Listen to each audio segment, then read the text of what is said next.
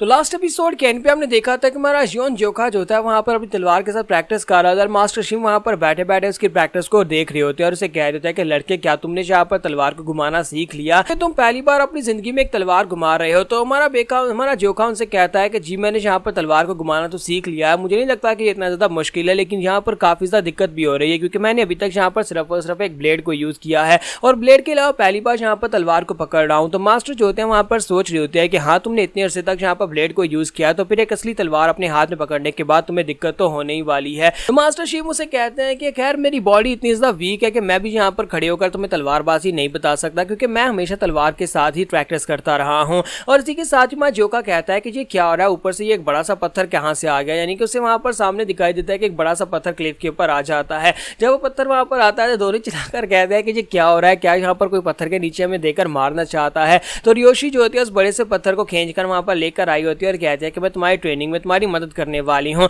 मैं इस पत्थर को ऊपर से नीचे फेंकूंगी और तुम्हें अपनी तलवार के साथ इसे दो टुकड़ों में काटना होगा। अगर तुम इस पत्थर को नहीं काट पाए तो तुम नीचे आकर मर जाओगे। तो मास्टर शिम कहते हैं रुक जा मुझे तो यहाँ पर से साइड के ऊपर हटने दो। इसी के साथ रियोशी जो होती है वहां पर पत्थर को फेंक देती है। तो जोका कहता है कि ये क्या, मैंने अभी तक तलवार को ठीक तरह से पकड़ना भी नहीं सीखा और ये चाहती है कि मैं इस पत्थर को दो टुकड़ों में काटो। चलो कोई बात नहीं, मैं यहाँ पर करके देख लेता हूँ, शायद मैं ये कर पाऊँ। इसी के साथ ही जोका जो होता है वहां पर उस पत्थर के करीब आने के बाद ऊपर की तरफ जंप करता है, अपनी तलवार को घुमाता है, सामने की तरफ स्ट्राइक लगाता है और वहां पर एक जबरदस्त धमाका होता है और इसी के साथ ही बहुत सारी धूल उठती है। तो रियोशी कहते हैं तुमने कर दिया। तो मास्टर शिम उसे कहते हैं कि हाँ मुझे लगता है कि उस लड़के ने कर दिखाया है। तो हमारे जोका ने उस पत्थर को वाकई में दो हिस्सों में काट दिया होता है। तो वो कहते हैं कि तुमने तो कर दिखाया, तुम वाकई में जहाँ पर तलवार के साथ माहिर हो गए हो, तुमने तो इस पत्थर को काट दिया है। मास्टर शिम जो होते हैं वहां पर बैटर्स की तारीफें कर रहे होते हैं और हमारे रियोशी उसे कहती है कि जियोन तुम वाकई में काफी ज्यादा कमाल के हो, मुझे लगता है कुछ ही दिनों में तुम यहाँ पर तलवारबाजी को कंप्लीटली मास्टर कर लोगे। साथ ही रियोशी से कहते हैं क्या तुम एक और बार इसे ट्राई करना चाहोगे, मैं एक और बड़ा पत्थर लेकर आती हूँ। तो वो से कहता है नहीं हर बार यहाँ पर काम नहीं करने वाला, कहीं ऐसा ना हो कि यहाँ पर प्रैक्टिस करने के चक्कर में मैं और मास्टर शिम पत्थर के नीचे दबकर मर जाए। तो हमारे जियोन का सिर्फ और सिर्फ एक ही मकसद होता है अपनी तलवारबाजी को बेहतर बनाना, एक तलवार के साथ अपनी टेक्निक्स को बेहतर बनाना और इसी के साथ वक्त गुजरता जाता है। सभी लोग वहां पर ट्रेनिंग कर रहे होते हैं, सभी लोग अपनी अपनी प्रैक्टिस कर रहे होते हैं। यहाँ पर बर्फ पड़ना शुरू हो जाती है, सर्दियां शुरू हो जाती हैं, लेकिन यहाँ पर सभी लोग जो होते हैं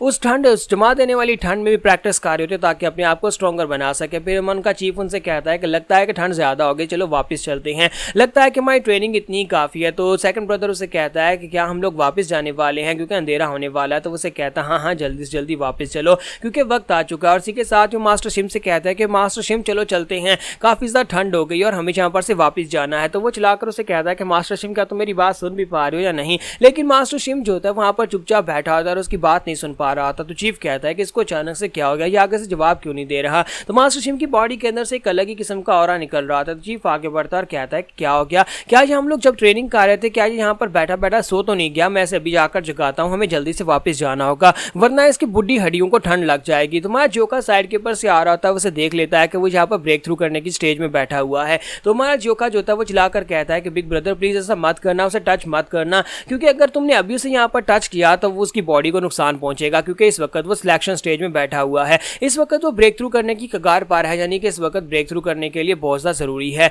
अगर हम उसे यहाँ पर डिस्टर्ब करेंगे तो फिर बहुत ज़्यादा मुश्किल हो जाएगी। मास्टर से चुंजी ने मुझे एक बार ऐसे ही बताया था, उसने कहा था कि जब हम लोग ब्रेक थ्रू करने वाले होते हैं तब हमारी बॉडी एक ऐसी स्टेट में चली जाती है जहाँ पर हमें दुनिया का होश नहीं रहता, बस हम लोग चुपचाप बैठ जाते हैं, हमारी बॉडी से बस एनर्जी निकल रही होती है, लेकिन हमें उस वक्त उन्हें डिस्टर्ब नहीं करना चाहिए। तो जोखा उनको बताता है कि तुम्हें परेशान होने की जरूरत नहीं है, इसकी सेफ्टी के लिए मैं इस जगह के पर रुकूंगा। तो चीफ उसे कहता है कि जबकि तुम यहाँ पर खुद पर्सनली रुकने वाले हो तो फिर हमें परेशान होने की जरूरत नहीं है, मास्टर शिम को यहाँ पर कोई नुकसान नहीं पहुंचेगा और मास्टर शिम जल्दी ब्रेक थ्रू करने के बाद एक स्ट्रॉन्गर इंसान बनकर हमारे साथ आ जाएंगे। तो इसके बाद मास्टर शिम उसी जगह के ऊपर बैठे बैठे ब्रेक थ्रू करने के लिए एनर्जीज को पहचानने की कोशिश कर रहे होते हैं क्योंकि उनकी बॉडी के अंदर बहुत सारे एनर्जी चेंजेस हो रहे होते हैं, उनकी बॉडी जो होती है, उनकी फिजिकल बॉडी जो होती है वो भी चेंज हो रही होती है।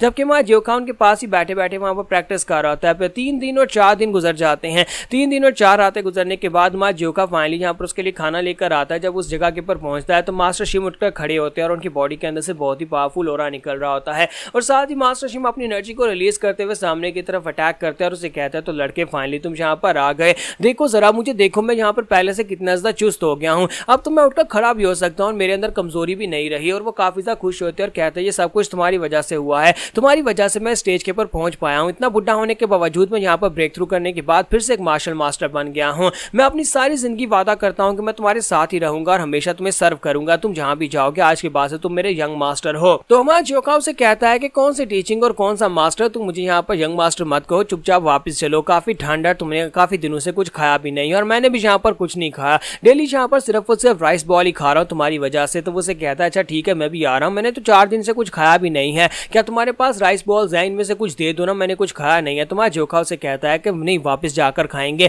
फिलहाल के लिए हम लोग कुछ भी नहीं खाने वाले। तो यहीं पर से ये लोग वापस आते हैं, जैसे वापस आते हैं सभी लोग बहुत ज्यादा खुश हो जाते हैं। चीफ और बाकी के सभी लोग जो होते हैं मास्टर शिम को देखकर काफी ज्यादा खुश होते हैं कि मास्टर शिम ने फाइनली ब्रेक थ्रू कर लिया, मास्टर शिम रीबॉर्न हो चुके हैं। तो सेकंड ब्रदर कहता है कि यही बात है कि ये यहाँ पर इतने दिनों से इस तरह चुपचाप बैठे हुए थे, इसका मतलब यह है कि ये ब्रेक थ्रू करने वाले थे, लेकिन क्या वाकई में मास्टर शिम अब यहाँ पर अपने बुढ़ापे को ओवरटेक कर सकते हैं? तो मास्टर शिम उसे कहते हैं कि जरा गौर से देखो, मेरी हड्डियां पहले से स्ट्रांग हो चुकी हैं, अब मैं किसी के ऊपर बोझ नहीं रहा, बल्कि मैं खुद सब कुछ कर सकता हूँ। सभी लोग वहां पर काफी ज्यादा खुश हो रहे होते हैं। इसी के साथ ही हमारा चीफ जो होता है वहां पर उन सभी को देखते ही देखते फिर साथ ही उनसे कहता है कि अब जबकि मास्टर शिम भी स्ट्रॉन्गर हो चुके हैं, उनकी स्ट्रेंथ उनको वापस मिल चुकी है और हमारे 5 पीक स्ट्रोक होल्ड के ऊपर सब कुछ बैलेंस हो चुका है, तो मैं यहाँ पर तुम सभी के सामने वही बात रखना चाहता हूँ जो मैंने पहले भी एक बार डिस्कस की थी। तो इसी के साथ ही हमारा चीफ उन लोगों से कहता है कि फाइनली मैं यहाँ पर तुम सभी लोगों के सामने अपना इस्तीफा रखना चाहता हूँ, मैं 5 पीक स्ट्रॉन्ग होल्ड की चीफ की पोजीशन से रिजाइन तो पहले ही कर चुका हूँ और अब मैं इस 5 पीक माउंटेन को छोड़कर जाना चाहता हूँ, मैं बहुत ही जल्दी यहाँ पर से चला जाऊंगा। ये बात सुनते ही सभी लोगों को एक झटका लगता है, वो कहता है कि तुम ऐसा कैसे कर सकते हो, तुम फाइनली यहाँ पर जाने का फैसला कैसे कर सकते हो?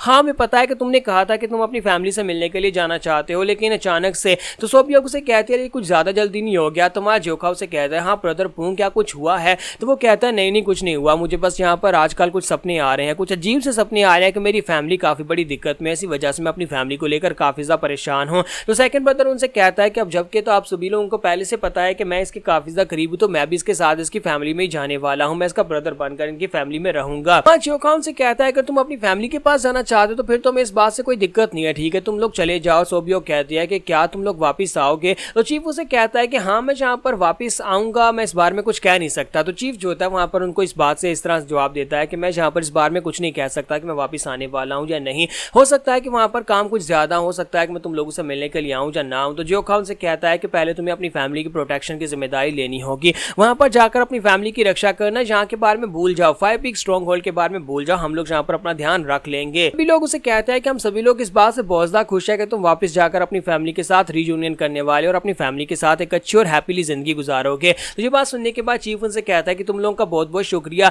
तुम सभी लोगों को छोड़कर जाने का दिल नहीं करता, लेकिन अपनी फैमिली के पास जाना बहुत ज्यादा जरूरी है। मैं बस उम्मीद करता हूँ कि सभी लोग यहाँ पर इसी तरह खुश रहें, जब अगली बार हम लोग मिलेंगे तुम सभी लोग इसी तरह खुश होना। तो इसी के साथ में चुलसान भी अपना हाथ उठाता और कहता है तो फिर मैं भी माउंटेन छोड़कर जा रहा हूँ, मैं भी यहाँ पर से जा रहा हूँ, जाकर अपना एक रेस्टोरेंट खोलूंगा जहाँ पर मैं जाकर दुनिया का सबसे बेस्ट वेटर बनूंगा। फाइनली यहाँ पर वक्त आ चुका है कि सभी लोग एक एक करके यहाँ पर से जाने का फैसला कर ले, लेकिन क्या ये सभी लोग अलग हो पाएंगे? क्या ये पिछली बार की तरह फिर से यहाँ पर जा पाएंगे या इससे पहले कि यहाँ पर फिर से कोई मुसीबत आने वाली है?